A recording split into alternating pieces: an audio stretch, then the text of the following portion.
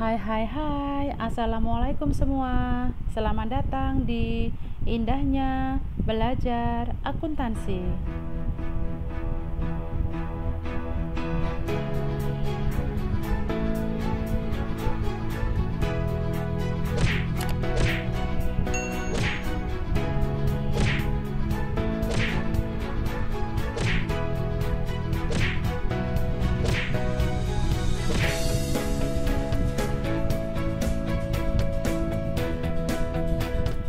Oke, pada kesempatan hari ini kita akan belajar perencanaan pajak bersama Indahnya Belajar Akuntansi. Tahapan pembelajaran untuk mata kuliah perencanaan pajak yang pertama, konsep dasar perencanaan pajak, yang kedua, penyusutan dalam perpajakan, yang ketiga, revaluasi aktiva tetap dalam perpajakan, yang keempat, transaksi leasing dalam perpajakan, yang kelima, transfer pricing, yang keenam, laporan keuangan fiskal, yang ketujuh, pemeriksaan pajak, yang kedelapan, tax planning, yang kesembilan, international tax planning, dan yang kesepuluh adalah sanksi perpajakan. Oke, sebelum kita masuk ke materi tentang transfer pricing, terlebih dahulu kita harus mengetahui definisi dari perusahaan multinasional. Apa itu perusahaan multinasional? Adalah perusahaan yang beroperasi di berbagai negara dengan membuka cabang, mengorganisasi anak perusahaan, atau melakukan kontrak keagenan dan sebagainya, menurut Dr. Gunadi. Tujuannya adalah untuk mengendalikan mekanisme arus sumber daya antara anggota grup dan maksimalisasi laba setelah pajak. Ya, jadi kalau perusahaan multinasional ya, itu adalah perusahaan yang beroperasi di berbagai negara ya dengan membuka cabang ya dan mengorganisasi anak cabangnya ya dengan menggunakan kontrak keagenan dan sebagainya. Itu adalah namanya perusahaan multinasional. Lim and Chang tahun 2010 juga menunjukkan bahwa perusahaan multinasional memperoleh berbagai manfaat dari perdagangan internasional, yaitu meliputi ekspansi dagang, kesempatan kerja, transfer teknologi, arus informasi pasar internasional, peningkatan promosi, penelitian dan pengembangan teknis, serta pertumbuhan ekonomi. Dengan adanya kegiatan perdagangan yang dilakukan oleh perusahaan multinasional, jumlah transaksi perdagangan antar negara meningkat, baik dalam bentuk barang, jasa, aset tak berwujud maupun aliran dana. Ya, jadi ini adalah salah satu efek positif dari tujuan dibentuknya perusahaan multinasional. Berikutnya adalah sekarang kita masuk ke dalam definisi dari transfer pricing ya. Tadi kita sudah mengetahui apa itu perusahaan multinasional ya. Sekarang kita akan belajar mengenai transfer pricing ya.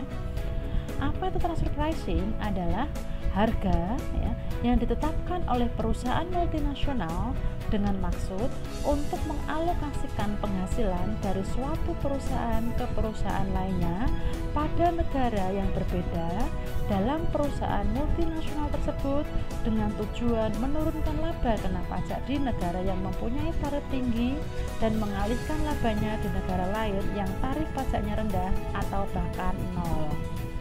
Ya, jadi transfer pricing ini adalah salah satu harga ya yang ditetapkan ya, atau dibentuk dari perusahaan multinasional. Ya, tadi kita tahu bahwa perusahaan multinasional itu adalah perusahaan yang terbentuk di berbagai negara, gitu ya. Misalnya perusahaan A itu berdiri di Malaysia, kemudian dia mempunyai cabang di Indonesia, mempunyai cabang di Thailand, mempunyai cabang di Belanda, mempunyai cabang di Jerman, ya gitu ya. Nah, hal ini itu nanti bisa ya perusahaan multinasional antara induk dengan cabangnya ini bisa melakukan yang namanya pengurangan pajak ya. Nanti antar transaksi ya di berbagai antara induk dan anak ya di berbagai lintas negara itu ya, nanti akan terbentuk sebuah transaksi yang mana menghasilkan sebuah harga, di mana harga ini ya itu nanti ditetapkan yang bertujuan untuk mengurangi jumlah laba, ya, untuk mengurangi jumlah pajak. Ya, jadi kalau labanya berkurang berarti otomatis pajaknya juga akan berkurang. Bahkan nanti pajaknya adalah nol, ya, biasanya pada perusahaan-perusahaan yang mempunyai fasilitas haven gitu ya, haven tax gitu ya. Haven tax itu adalah perusahaan-perusahaan yang mempunyai tarif pajak yang rendah atau bahkan nol. Nah, contohnya adalah Belanda gitu ya. Jadi Belanda itu tarif pajaknya rendah atau bahkan nol. Sehingga hal ini akan memberikan dampak harga yang terlalu tinggi atau overpricing, atau harga yang terlalu rendah atau underpricing. Ya, nanti tergantung dari keinginan perusahaan, apakah menginginkan laba yang tinggi ataukah menginginkan harga yang rendah, ya. Jadi hal ini nanti akan ada dampak terhadap harga, ya. Jadi harganya nanti bisa fluktuatif, bisa tinggi banget, bisa turun banget, kayak gitu ya. Praktek transfer pricing dapat mengakibatkan potensi penerimaan negara berkembang dari sektor pajak berkurang. So, ya, kita tahu bahwa pajak itu merupakan satu-satunya pendapatan negara yang paling tertinggi, gitu ya. Tetapi dengan adanya konsep transfer pricing ini nanti akan berdampak terhadap turunnya penerimaan negara berupa pajak, ya. Sebenarnya transfer pricing ini sebenarnya legal atau ilegal? Transfer pricing ini adalah legal, ya, legal, karena nanti adalah proses pembentukan harga, ya, di masing-masing lintas perusahaan multinasional, ya, misal perusahaan induk ke perusahaan anak, ya, atau mungkin perusahaan yang dimana induk atau anaknya itu di dalam satu wilayah negara, misal di Indonesia, misalnya PT A mempunyai cabang PT B, PT D, PT A, PT C, PT Z, kayak gitu, dalam satu negara. Itu juga bisa dikatakan sebagai perusahaan yang bisa melakukan kegiatan transfer pricing. Tetapi pada umumnya, ya, yang melakukan transfer pricing di sini adalah perusahaan yang multinasional, ya, yang yang antar negara dalam lintas perdagangannya atau tradingnya, ya. Praktek transfer pricing dapat mengakibatkan potensi penerimaan negara berkembang, ya. Tadi sudah Budi jelaskan bahwa ketika transfer pricing ini dijalankan, maka ini akan berdampak terhadap turunnya penerimaan negara berupa pajak, ya. Nah, cara melakukan transfer pricing itu ada dua, gitu ya. Yang pertama menggunakan tax avoidance, yaitu penghindaran pajak dengan cara yang legal, ya. Jadi pengurangan pajak atau penghindaran pajak itu bisa dilakukan dengan cara yang legal, istilahnya adalah tax avoidance, ya. Yang kedua adalah dengan cara tax evasion atau penggelapan pajak. Nah, ini yang tidak boleh dilakukan, ya. Jadi memang ketika perusahaan itu ingin menurunkan tingkat pajaknya yang nantinya akan dibayar ke negara, ya, itu bisa melalui tax avoidance maupun tax evasion. Tetapi tax evasion perlu garis bawah lagi, tidak boleh dilakukan karena ini adalah ilegal. Penggelapan pajak ini tidak diperbolehkan. Tetapi kalau ingin mengurangi jumlah pajaknya, silakan menggunakan yang tax avoidance, ya, dengan cara-cara yang legal, dengan cara-cara yang diperbolehkan, ya. Jadi di sini ada perbedaannya, baik tax avoidance maupun tax evasion. Tax evasion tidak boleh dilakukan karena melanggar dari ketentuan perpajakan. Penentuan transfer pricing yang pertama berdasarkan biaya atau cost basis, digunakan untuk transfer intercompany yang menggunakan konsep pusat pertanggungjawaban biaya yang dilakukan oleh manajer, karena konsep ini cukup sederhana, menghemat sumber daya pada setiap tingkat aktivitas perusahaan, ya. Jadi nanti Budi akan menjelaskan intercompany itu apa, intracompany itu apa di slide berikutnya, ya. Yang kedua, berdasarkan harga pasar atau market basis, mampu mengukur kinerja divisi atau unit dalam suatu grup perusahaan, serta sekaligus dapat merefleksikan keuntungan setiap produk dan menstimulasi divisi untuk bekerja berbasis kompetisi.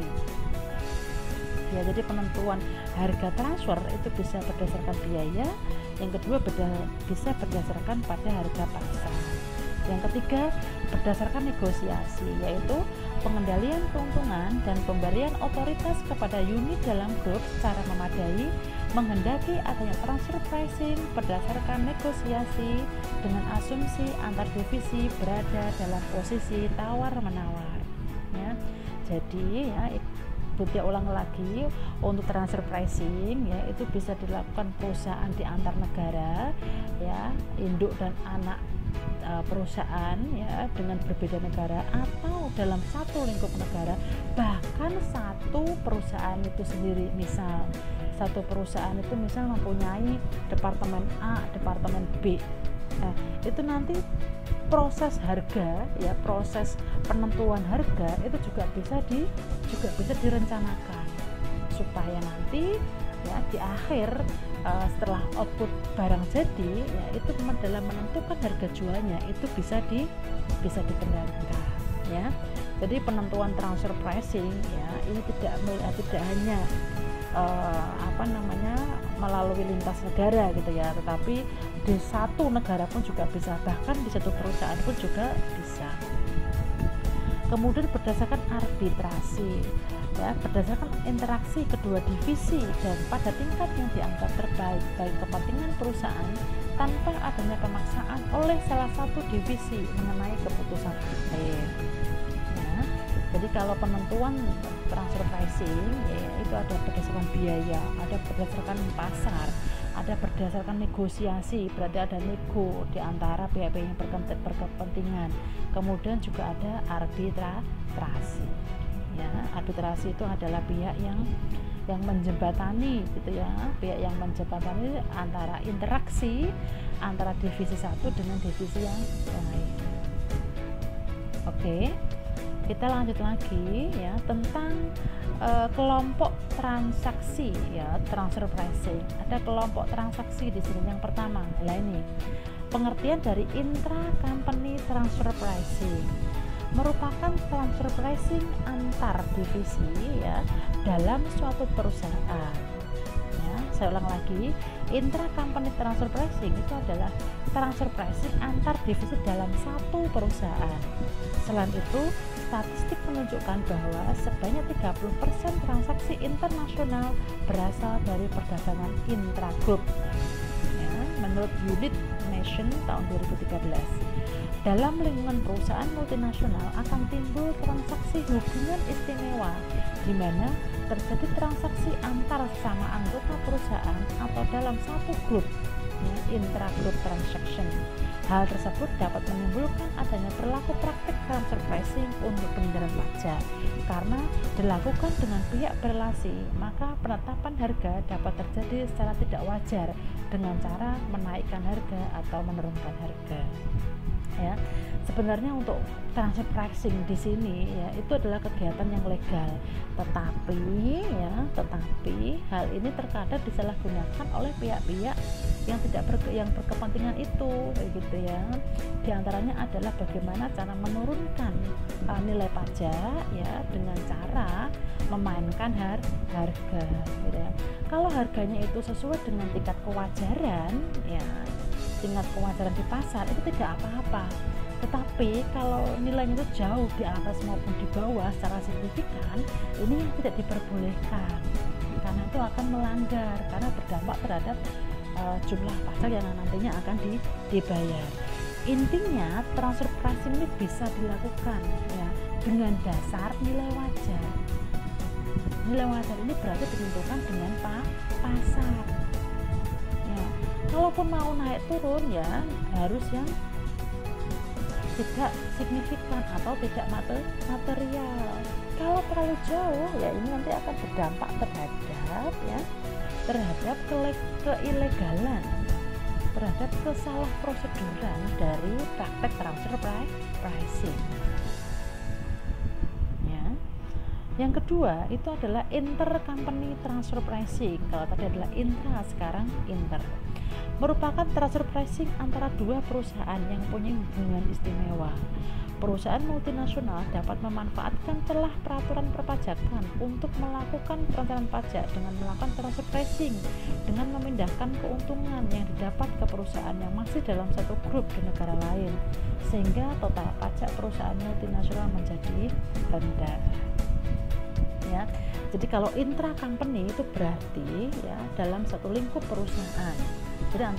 Jadi mereka memainkan harga pada lingkup departemen gitu ya, lingkup departemen, lintas departemen. Dari departemen A ke departemen B ke departemen C. Nah, hal ini nanti bisa dimainkan harganya gitu ya. Tetapi ingat, dilarang transfer pricing jika tidak sesuai dengan nilai wajar. Nilai wajar ini yang menentukan siapa? Nilai wajar ini adalah nilai market pasar. Ya, nanti kalau misal kalian atau perusahaan itu menetapkan harga jual atau lebih tinggi atau lebih rendah yang nilainya itu signifikan, maka nanti ketika ada pemeriksaan pajak ya, nanti hal ini akan kena koreksi. Selain kena koreksi, akan kena denda atau penalti ini yang nantinya akan membuat repot gitu ya. Jadi alangkah baiknya perusahaan ketika ingin melakukan transfer pricing ya, itu berarti harus ditandai dengan nilai wajar. Berarti kalau intra itu di lingkup satu perusahaan, kalau inter berarti dia sudah meliputi lingkupnya sudah lintas negara. Tadi yang sudah contohkan, misal induknya itu di Indonesia, dia mempunyai cabangnya di Jerman, di Belanda, di Malaysia, Thailand dan lain-lain. Ya, itu namanya inter company. Kemudian lanjutkan lagi ya di aspek dalam transfer pricing. Aspek-aspeknya apa aja? Yang pertama, harta berwujud. Merujuk pada semua aspek bisnis yang meliputi persediaan, ya, yaitu bahan mentah, barang jadi dan barang setengah jadi serta barang dagangan, mesin dan peralatan, inventaris, tanah dan bangunan, barang modal dan keperluan usaha lainnya. Ya, jadi dalam aspek penentuan adalah transfer pricing, yaitu yang pertama adalah harta berwujud. Ya.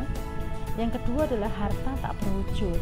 Manufacturing intangible, yaitu timbul karena kegiatan fabrikasi atau upaya penelitian dan pengembangan oleh produsen, yaitu marketing intangible, yaitu ya, berasal dari upaya pemasaran, distribusi dan jasa penjualan. Ya. Jadi untuk harta tidak berwujud ya itu ada dua ya, ada manufacturing intangible dan ada marketing intangible. Yang ketiga yaitu penyerahan jasa. Penyerahan jasa kepada pihak yang mempunyai hubungan istimewa dapat berkisar dari yang sederhana seperti jasa rutin akuntansi dan dan legal ya, hingga pengiriman karyawan ya. Jadi proses transfer pricing ini bisa menggunakan aspek harta berwujud, ada harta tak berwujud, kemudian ada penyerahan jasa ya, kemudian ada arbitrasi ya. Berdasarkan interaksi kedua divisi pada tingkat yang dianggap terbaik untuk kepentingan perusahaan tanpa adanya pemaksaan oleh salah satu divisi mengenai keputusan akhir ya. Ini sama dengan ketika menentukan harga transfer tadi ya. Jadi untuk aspek dalam transfer pricing ya, itu selain harta berwujud, ada harta tidak berwujud, ada penyerahan jasa dan ada tingkat kesepakatan ya antara kedua belah pihak gitu ya, yang jembatani oleh arbitrasi. Ini contoh transfer pricing. Sebenarnya banyak contoh transfer pricing ya, terutama di negara-negara maju gitu ya. Tapi di sini Budi akan memberikan contoh tentang Starbucks ya. Bagaimana Starbucks ini melakukan proses transfer pricing ya, dan transfer pricingnya ini adalah ilegal gitu ya, dimana dinyatakan ilegal itu karena memang dalam menentukan prosesnya itu ya, itu ada beberapa tahapan yang tidak sesuai dengan standar perpajakan karena mereka ingin mengurangi laba ya, karena kalau labanya berkurang atau bahkan rugi ya, itu berarti nanti akan berdampak terhadap jumlah pajak yang nantinya akan ditanggung. Yang pertama, Starbucks Inggris ya, misalnya mempergunakan beberapa taktik untuk memanipulasi laba dengan mentransfer keuntungan ke luar negeri. Taktik pertama adalah dengan melakukan offshore licensing. Ya, lisensi. Ya. Starbucks Inggris mengklaim bahwa mereka tidak memiliki kekayaan intelektual atas lisensi resep, logo, dan desain. Hak kekayaan intelektual tersebut dipegang oleh perusahaan asal Belanda bernama Starbucks Coffee dengan nama MAI BV. Ya. Oleh karena itu, tiap tahun Starbucks Inggris membayar biaya lisensi yang cukup besar. Padahal hal tersebut dilakukan adalah untuk mentransfer keuntungan ke Belanda. Oleh perusahaan Belanda, pemasukan dari Inggris itu tergolong royalti dan dikenai pajak yang sangat kecil berdasarkan peraturan perpajakan Belanda. Ya, jadi Starbucks Inggris ini memanipulasi laba ya dengan menggunakan taktik offshore licensing, gitu ya. Sebenarnya untuk resep, logo, dan desain itu dimiliki oleh Starbucks Inggris ya, tetapi hal ini berikan kepada hak intelektualnya itu diberikan kepada Starbucks yang ada di Belanda, gitu ya. Jadi secara otomatis ya Starbucks Inggris ini membayar kepada Starbucks Belanda, padahal punyanya dari Starbucks Inggris, gitu ya. Nah, secara otomatis nanti Starbucks Inggris ya, labanya akan berkurang karena muncul biaya lisensi, gitu. Sedangkan Starbucks Coffee ya nanti akan membayar namanya pajak atas royalti lisensi tadi. Tetapi karena ini adalah tempatnya di Belanda, di mana Belanda ini adalah perpajakannya itu sangat-sangat minim, gitu ya, kecil sekali tarif pajaknya ya, maka itu akan menguntungkan perusahaan, gitu ya. Tetapi hal ini sangat tidak diperbolehkan karena adalah memanipulasi laba. Ini yang tidak diperbolehkan dalam transfer pricing kalau tujuannya adalah untuk memanipulasi data. Sedangkan yang kedua, ya, taktik yang kedua yang dilakukan Starbucks berkaitan dengan pembelian kopi, ya.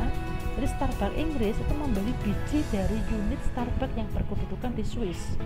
Oleh karena itu, Starbucks Inggris mengeluarkan biaya pembelian untuk biji kopi tersebut.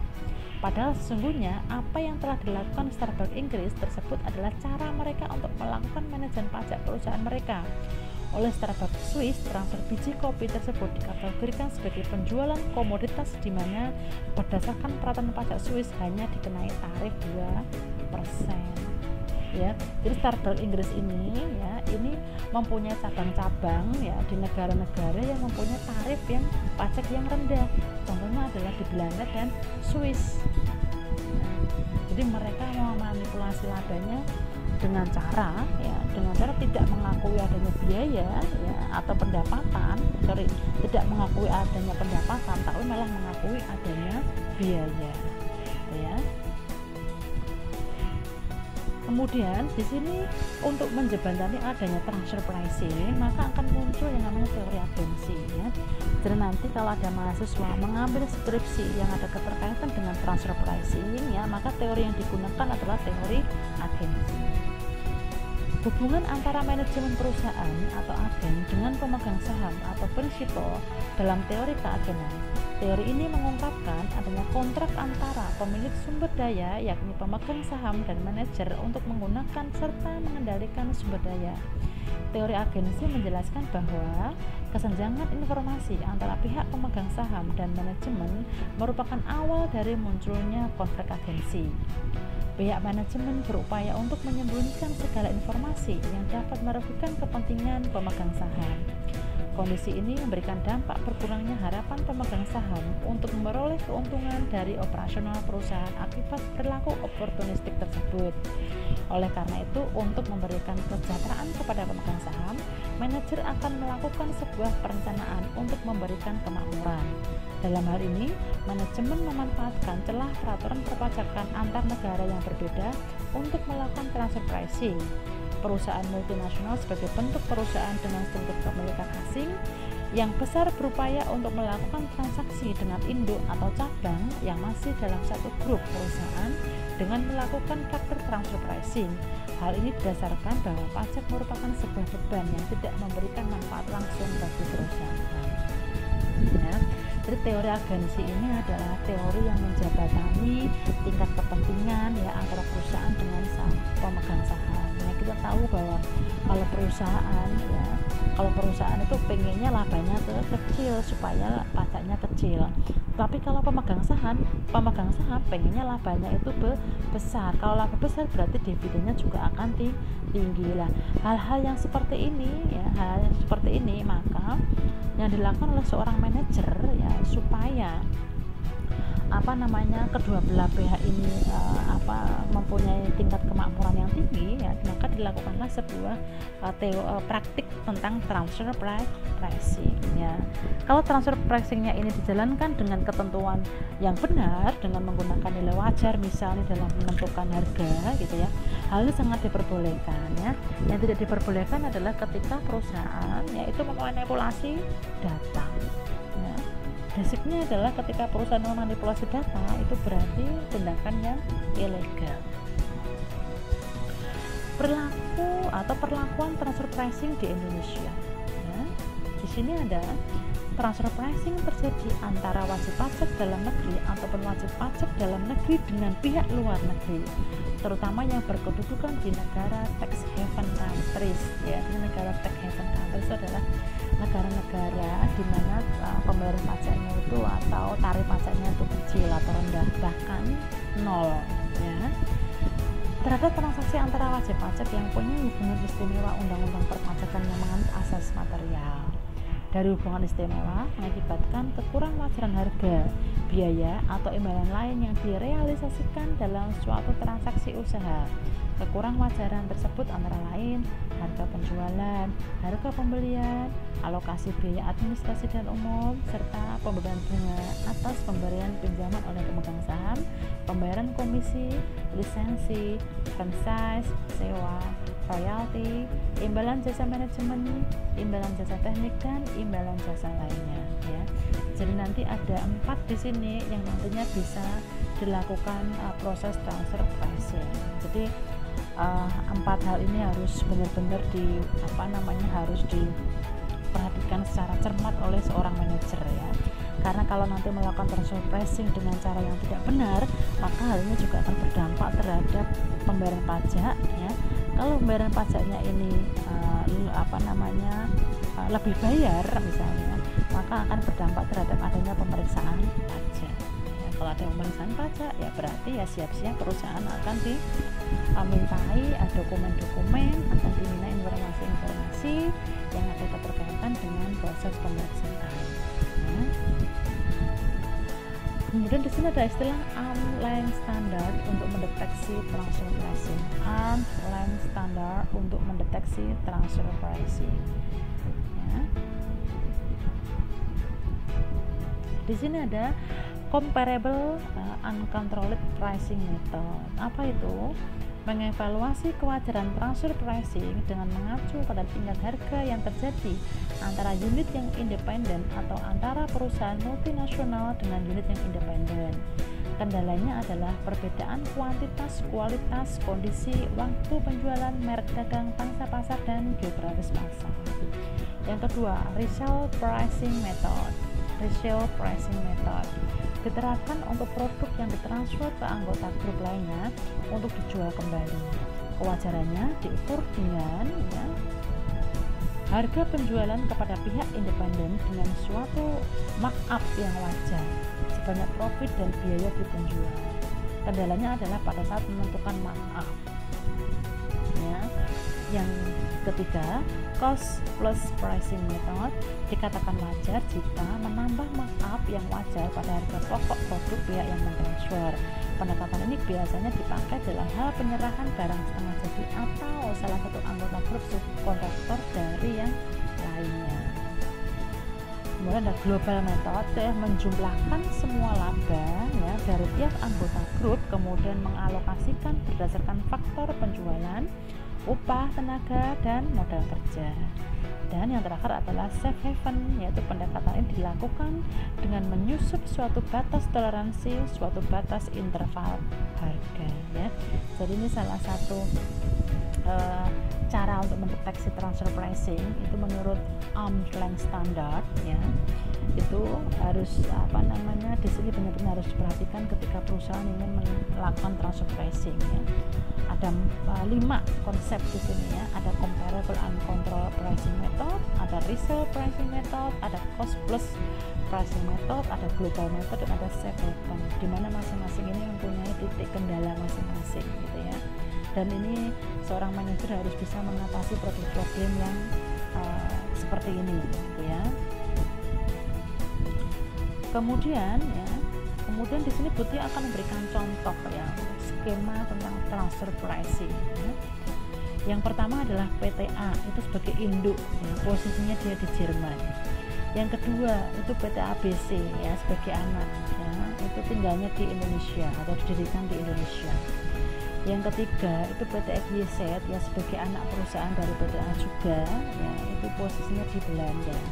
Dan di sini adalah penjual akhir ya. Penjual akhir ini tidak ada afiliasi dengan PTA, PT ABC maupun PT XYZ ya. Jadi dia ini independen ya. Tidak ada keterkaitan, tidak ada hubungan istimewa dengan PTA, PT ABC maupun PT XYZ.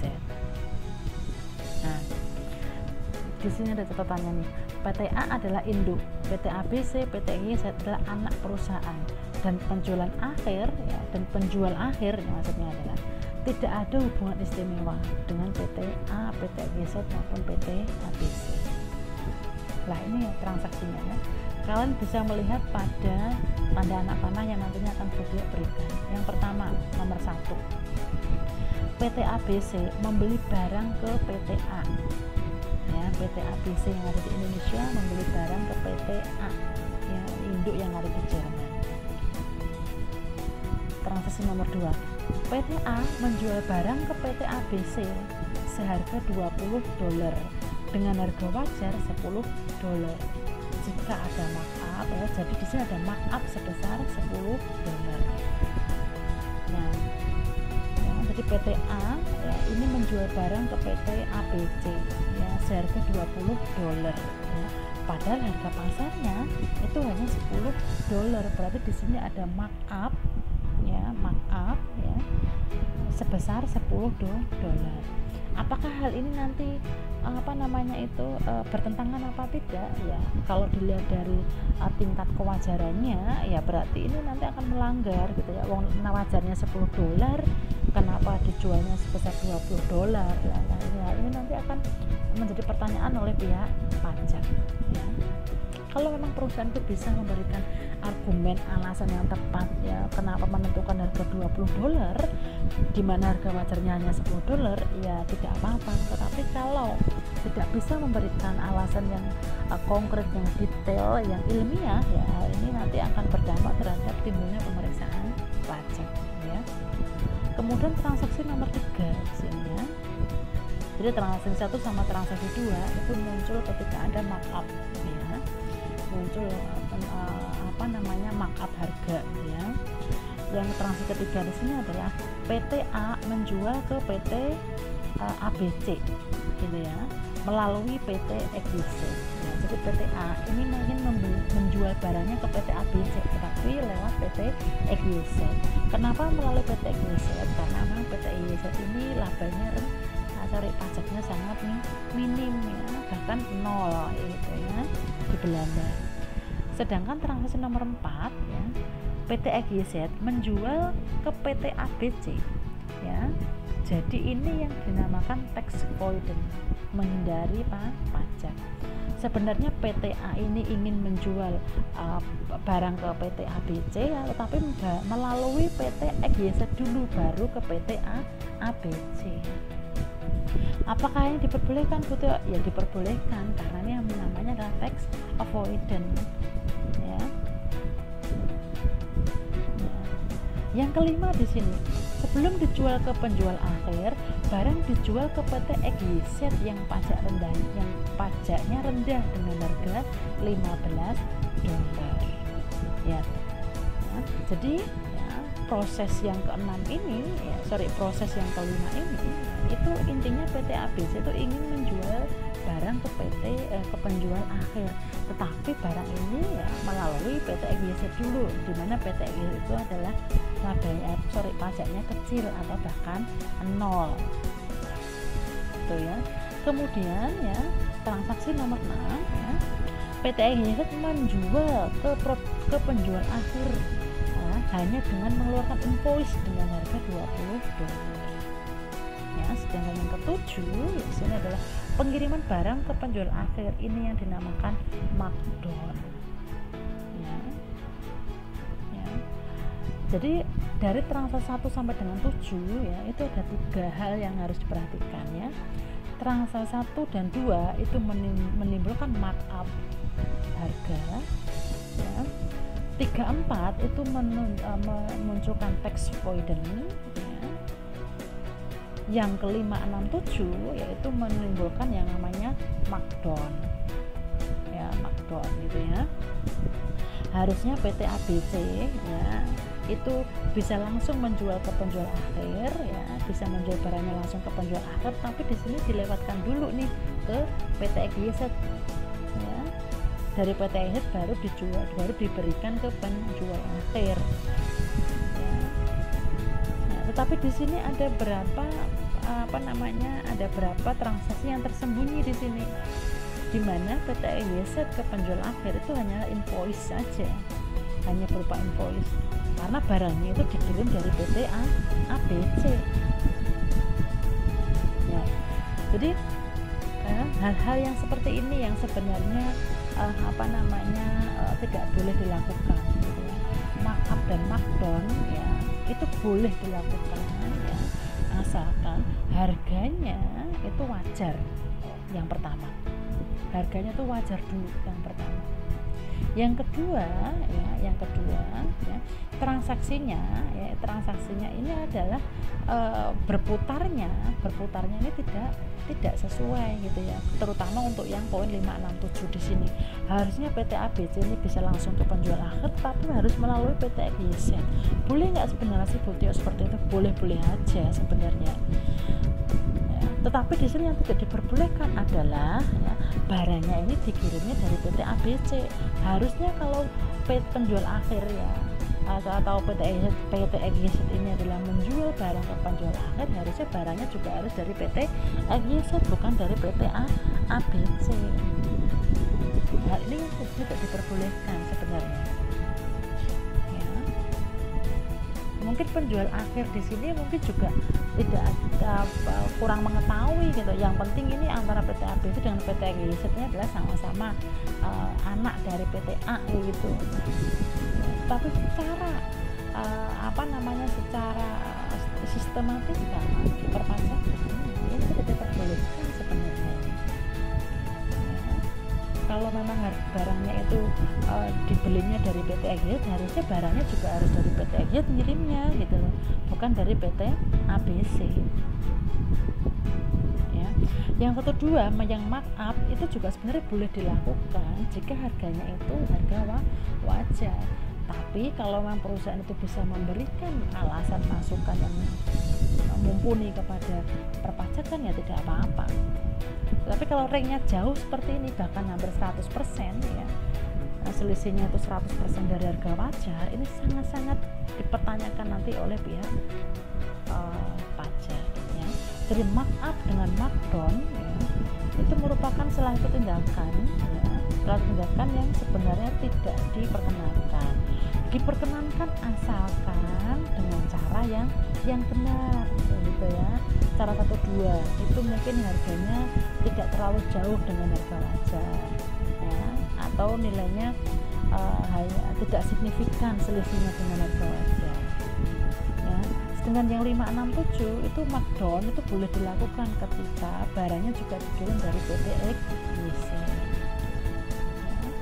Tapi kalau poin yang transaksi 3, 4 itu sangat diperbolehkan karena ini penghindaran pajak ya, melakukan penghindaran pajak, tetapi hal ini diperbolehkan karena caranya yang legal ya. Jadi seperti itu penjelasannya mengenai transfer pricing.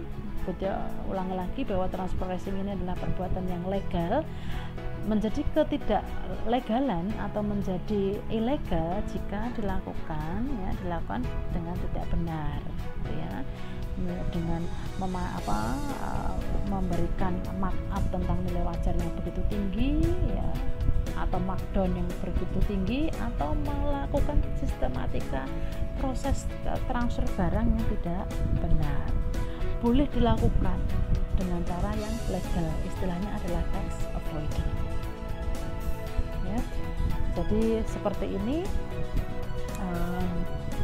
penjelasan mengenai skema tentang transfer pricing. Sekarang untuk menangkal biar tidak adanya transfer pricing yang ilegal. Yang pertama, menyingkap praktek bisnis intercompany, ya. Jadi intercompany adalah perusahaan-perusahaan yang melakukan transfer pricing itu antar satu lingkup perusahaan, gitu ya. Jadi satu perusahaan itu dalamnya misalnya departemen ABC. Nah, departemen ABC inilah yang nantinya yang akan melakukan transfer pricing, gitu ya. Hal ini biasanya dimintakan kepada wajib pajak asosiasi. Informasi ini dilampirkan dalam SPT tahunan. Ya. Jadi kalau perusahaan itu ingin melakukan transfer pricing yang baik, ya itu harus menyikapi praktek bisnisnya intercompany. Ya, jadi kalau intercompany itu berarti yang yang antar melibatkan negara gitu ya. Tapi kalau intracompany gitu ya, intracompany berarti adalah yang melibatkan satu lingkup perusahaan, internal satu lingkup perusahaan itu intra. Kalau inter berarti meliputi lintas negara. Nah, nanti kalau itu muncul, ya maka hal ini harus dimasukkan ke dalam SPT tahunan. Informasi-informasi praktek mengenai proses jual maupun beli dengan perusahaan multinasional yang punya hubungan istimewa, ya, maka ini juga harus dilaporkan, harus dimasukkan ke dalam SPT tahunan, dilampirkan ke dalam SPT tahunan. Yang kedua, harmonisasi pemajakan internasional untuk meniadakan disparitas beban pajak. Sangat ideal tapi sulit diaktualisasikan karena setiap pemegang yurisdiksi pemajakan cenderung menomorsatukan kepentingan nasionalnya. Suatu konsesi pajak dihitung timbal baliknya. Ya. Jadi kita tahu bahwa pajak itu merupakan iuran dari masyarakat kepada negara dengan cara memaksa dan tidak mendapatkan imbalan secara tidak langsung. Nah, karena tidak mendapatkan imbalan yang tidak langsung inilah yang terkadang menimbulkan disparitas gitu ya. Tidak menimbulkan sebuah diskriminasi gitu ya, atau perbedaan di dalam pembebanan pajak gitu ya. Kemudian kerjasama internasional. Kerjasama ini dapat ditempuh dengan pertukaran informasi, audit secara simultan, atau pemanjakan secara terpadu. Ya, jadi kalau ingin mengadakan transfer pricing, kalau itu ada hubungan internasional, alangkah baiknya laporan-laporan keuangannya dihasilkan itu diaudit gitu ya, secara simultan. Jadi kalau laporan keuangan itu diaudit, maka hal ini akan berdampak terhadap tingkat kepercayaan pihak eksternal termasuk pajak itu akan tinggi. Ya. Kemudian ada yang namanya advised pricing arrangement, ya, advised pricing arrangement. Prosedur ini memperbolehkan wajib pajak untuk membuat kesepakatan dengan otoritas pajak tentang aplikasi salah satu metode transfer pricing. Dengan demikian wajib pajak terikat untuk memakai metode tersebut dan administrasi pajak menguji kesepakatan tersebut dipatuhi, ya. Jadi supaya transfer pricing ini tidak melanggar aturan perpajakan atau bahkan disetujui oleh perpajakan, maka ada 4 hal ini yang nantinya harus dilakukan oleh perusahaan. Ya. Ada 4 hal yang nantinya harus dilakukan oleh wajib pajak. Ya. Jangan sampai ketika perusahaan sudah melakukan transfer pricing, ya, dan hal itu terjadi kekeliruan, ya, bahkan perbuatan memanipulasi data itu nanti akan berdampak terhadap tingkat pelaporan pajak. Ya. Kalau nanti tidak sesuai, maka akan terjadi yang namanya pemeriksaan pajak. Oke, seperti itu penjelasan dari video mengenai transfer pricing. Jika ada pertanyaan, masukan, ya, silahkan masukkan di Google Classroom maupun di langsung ke video. Ya. Gitu saja, ya, tolong dipelajari, dipahami. Wassalamualaikum warahmatullahi wabarakatuh.